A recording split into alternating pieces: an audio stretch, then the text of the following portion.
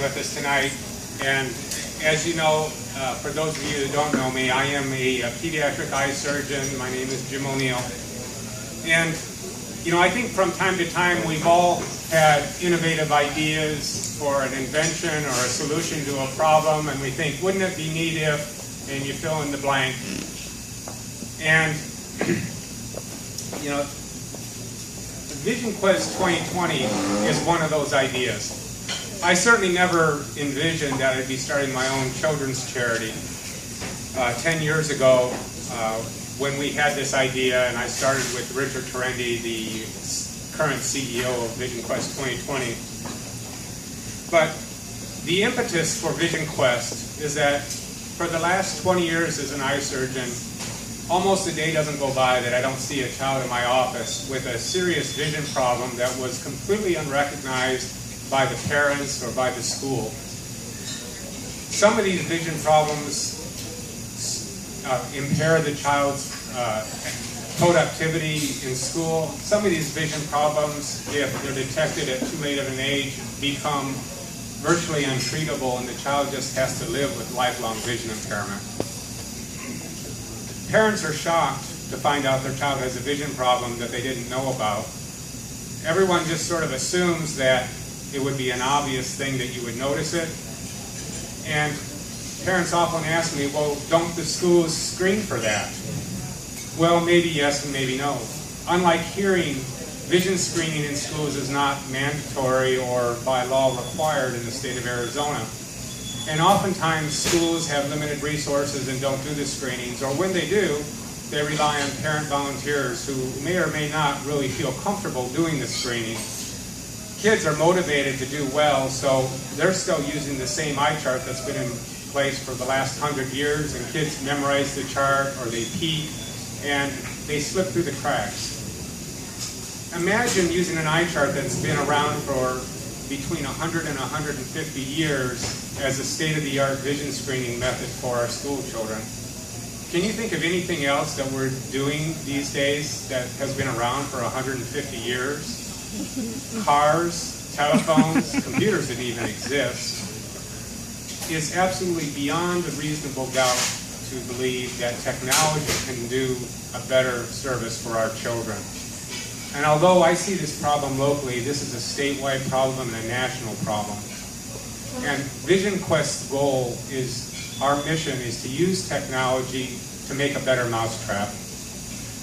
And to date, we've been working on this for almost 10 years, and it took years of development and scientific validation. We have a medical university that did a research assessment of our initial endeavor, which is using a computer or a video game to check children's vision while they actually are engaged in playing a fun and entertaining venue.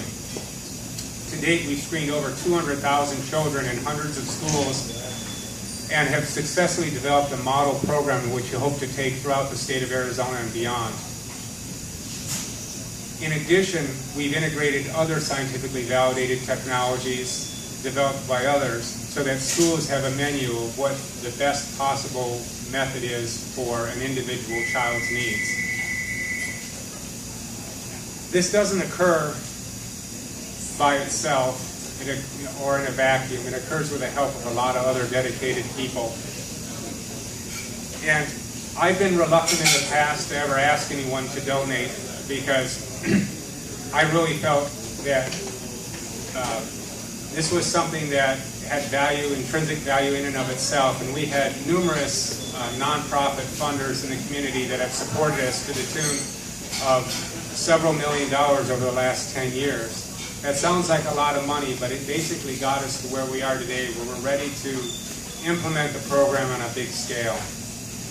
Because we are now helping children mostly in underserved schools, we qualify for the Arizona Working Poor Tax Credit, which means that donations you give tonight, up to $200 per person, cost you nothing if you pay Arizona taxes. You get the full amount reimbursed on your Arizona taxes as a tax credit when you file your taxes.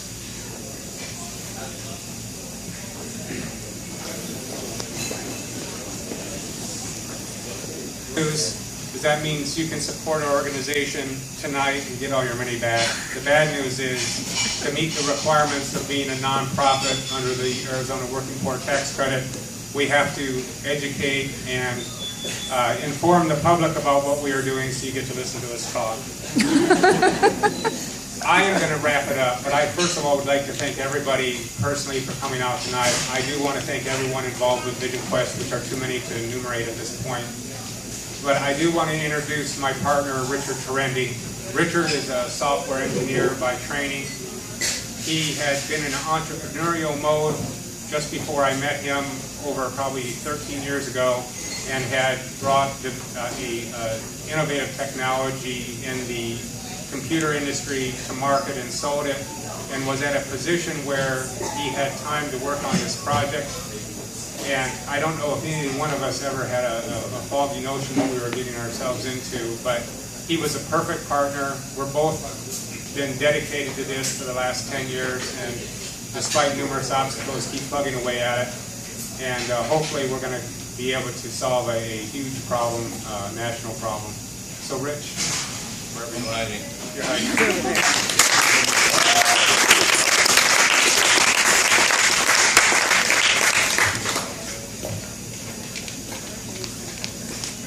So I was going to sing, but after listening to you, that's not going to happen. And unfortunately, I didn't realize Jim brought a teleprompter, so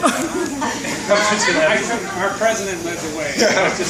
I have to do this off the cuff, and that's probably better because I'll make it short and sweet. First of all, I do want to thank everyone for coming out, even those of you that may have shown up accidentally. You're part of the head count, so we'll take pictures of you and include it on our website, for sure.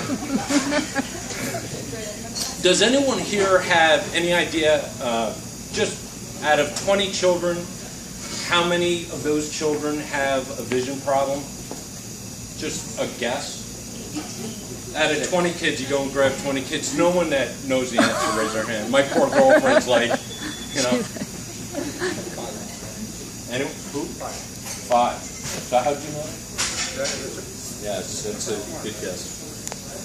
So it's between 4 or 5 children out of 20. So if you imagine a classroom, there are 4 to 5 children out of 20 have a vision problem. And here's a real problem, is that the kids often don't know. If you think about it, if their world has always been blurry, their frame of reference is nothing but blurry. And the devastating part about this, or the public health dilemma, is that certain vision disorders can actually lead to monocular blindness, where the child loses vision in one eye forever.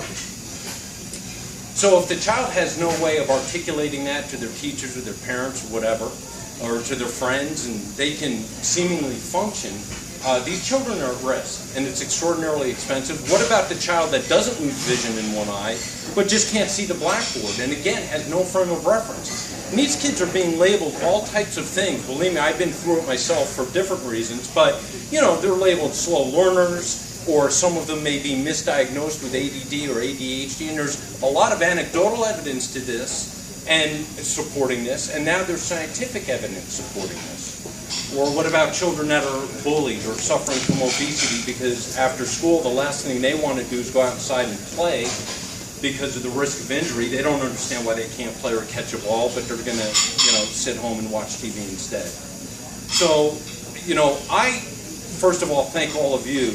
I also thank Dr. O'Neill, because it's really his genius, his vision, and his commitment to children that is unlike anything I've ever seen, and it is truly an honor and a privilege for me to be associated with this organization in some small way.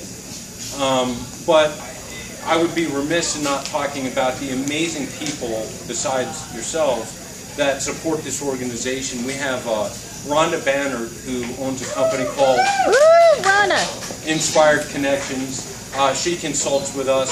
We have Jen Yee, who volunteers for the organization. We still haven't figured out why. We have Anna Tackett and Tony Felice from Tony's public relations firm, which is amazing. The work that they do is unprecedented. No one talked to them, they're all ours. We've got an amazing staff, Emily Baldwin-Wu, Monica Hecker. And, you know, not only do I want to thank Emily and Monica, but I also want to thank their husbands, because the amount of work that they do for this organization really, it's inexplicable and it's irrational, and it also shows their incredible commitment. And it's an honor and a privilege for me to be associated with them personally and professionally, and I mean it from the bottom of my heart. They are tireless in their efforts. I just get to come up here and thank them. So, and hey, and Mike, thank you. And then I've got some great friends that have shown up, and Dr. O'Neill's got some great friends. And if I've not had a chance to meet you in person and offend you, please make sure I have an opportunity to do that. Because I've only had 2 drinks, and I plan on, well, anyway, Eddie forces me. It's not full disclosure. So, in all seriousness, this event means a lot to us, because we're going to go out and serve children that desperately need to be identified. You know, Jim talked about the 200,000 children that we've already served, and I got to tell you, I have a really hard time getting my brain around that. I have a hard time getting my brain around a lot of things, but I walk into a classroom and I'll see 20 children, and I imagine, you know, it's an incredible thing to witness 20 children getting their vision screened, and to know that those children that are being identified, their lives are changed from that moment forward. It's not like you're just giving them a gift at that moment in time. It changes everything for that child into their adult life. And so when I think about 200,000 children, I'm flabbergasted. I can't believe that this is you know, Dr. O'Neill's dream come to fruition. And hopefully with your help and spreading the word, we'll go out there and we'll help the millions of children that desperately deserve to know that you know, leaves have shape and planes actually fly in the air. And so thank you all so much, and again, please come up and introduce yourself if I haven't said hi. Thank you.